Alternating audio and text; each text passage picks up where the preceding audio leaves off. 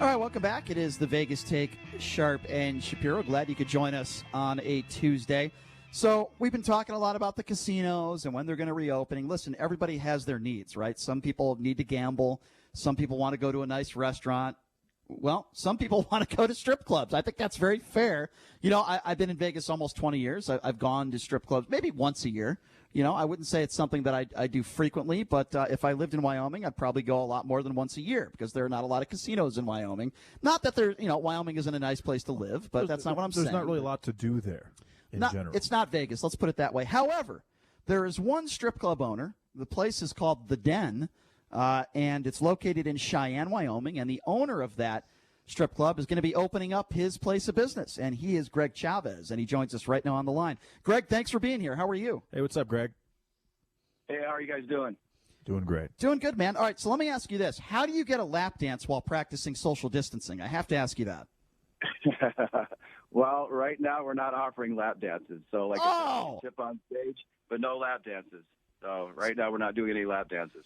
All right, so how is this going to work? You walk into the strip club. How are you practicing social distancing in a strip club while looking at half-naked or naked women? I mean, how does this work? Are you allowed to sit on the stage, and are you allowed to put dollar bills? And, you understand what I'm asking here. Like, what are the restrictions here? Well, the restrictions are we like I said, it's like a regular strip club. You come in, you can tip on stage. The girls just have to wear a mask. So, like I said, your tipping on stage is pretty much typical of any probably strip club. So we're letting that go. We're also offering, like I said, a touchless lap dance. So you could do a lap dance like that. But, yeah, so it's going pretty well. So when you get a touchless lap dance, is it cheaper than a regular lap dance, or would it be the same price? It'd be the same price, but that'd be your option. Like I said, that's all we're doing as of right now. But like I said, the tipping on stage is typical. Like I said, you can put your money out there. The girl can come up to you. But like I said, all our staff will are wearing masks. So is it possible that, I was not just possible, but very likely, that a dancer just, all they have on is just a mask at some point? Like tonight is our all-nude night. So the only thing they're going to be wearing is a mask. That's it. So wow, that is just such a weird sight. That is so wild. That is just, I'm just trying to picture that. Somebody wearing a mask completely naked. It's interesting. That might actually work out, Greg, for people who have like medical fetishes. Oh, for sure. To see a naked woman with a hospital mask, yeah. It doesn't do it for me, but I wouldn't be looking at the face. I'd be looking from the neck down. So of course, I feel like a live stream of that would do extremely well internationally, Greg. I think it would take off. A kind of a certain fetish there with just the mask on. I think it's going to work. Yeah. So. All right, so let me ask you this: how long have you been open for since this? We opened last Friday. Was our first night. Okay, so how's your business? Are people, you getting some business in there, and is it doing well? How has this gone the last several days? It's been actually amazing. We opened up, and I was a little worried about it, but we were. It was almost like a regular Friday night. I mean, I'm keeping it about half capacity. I have a small bar, so I can hold at least 100 people.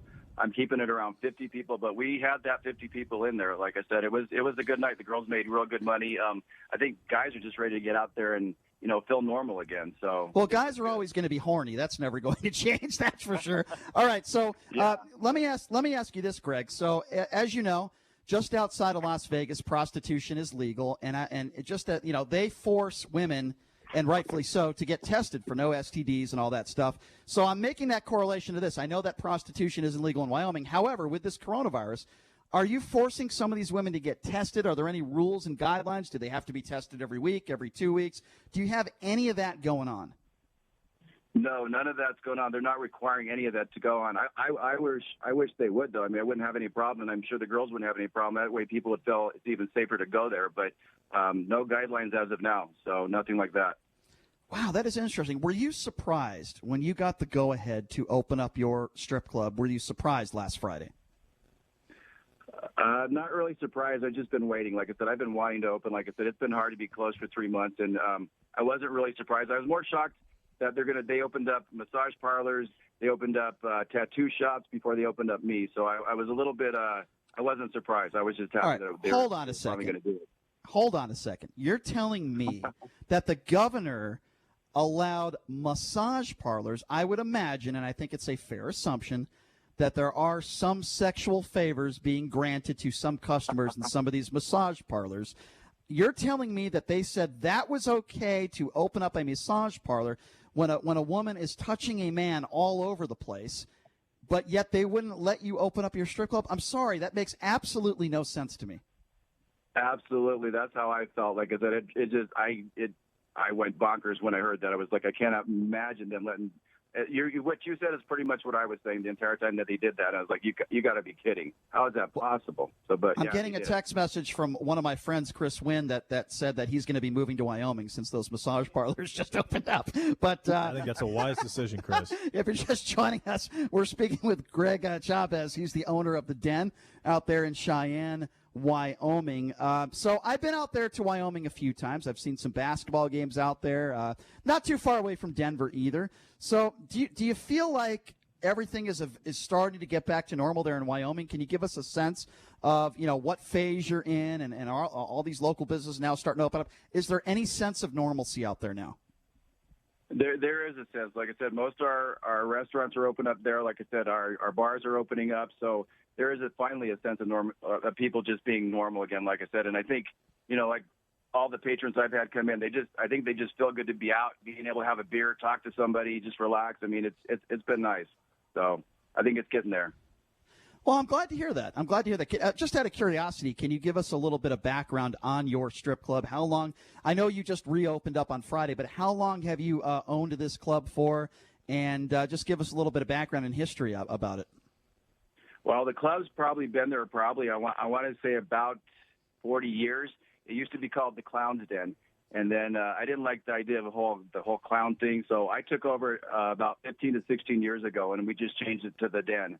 So I've owned it for about 15 years, me and my wife. So you and your wife. So how does that conversation work? Just from a strip club owner's perspective, you're a happily married man, I would assume. How does that conversation go with your wife? And you say, honey, I'm thinking about owning a strip club. I mean, I'm just curious. How does that conversation go? Well, actually, it was a little flip. My wife is very liberal. I'm a very lucky guy. And so it was pretty much her idea to do the whole strip club thing. I can confirm that you are a very lucky guy considering those circumstances. so Brian, the crazy part about Wyoming is that there's only 766 cases there and 10 deaths. So the fact that they're opening that way to me, I mean, I think that you guys should be in stage 4, completely wide open with zero social distancing. That's just me based on what I know about the virus. But I mean, do you think that there's a sense in Wyoming, or has there been a sense in Wyoming that like maybe we shouldn't have any lockdown whatsoever because of the fact that there just isn't a lot of virus in the state? God, you have to talk about the virus again. Way to bring me in. I wanted to talk about his wife a little bit. All right, go ahead. No, it's true though. Yeah, I think everybody. I've talked to a lot of other business owners. We're doing the same thing on why the cases are low. I mean, any death is bad, but the death rate is super low. I think we should be wide open too by now. I totally agree. I totally agree. Well, I guess if I ever go to a strip club in Las Vegas anytime soon when they're allowed to reopen, I look forward to seeing very attractive women wearing little to few clothes but wearing a mask. That does sound interesting, and that's quite a sight to see. and Greg, are you going to do any type of, or are you even legally able to do some type of like live stream of the performances? Because I'm telling you, Greg, I really think that those girls with a mask stream? What are you will do exceptionally well. I'm not kidding. I am very serious about this. I think that will do exceptionally well. I would be totally interested in doing some kind of live streaming. I could even do some maybe some photos tonight. Send you guys some pictures if you'd like of what everything looks like. Yes, please, Greg. I will give you my email.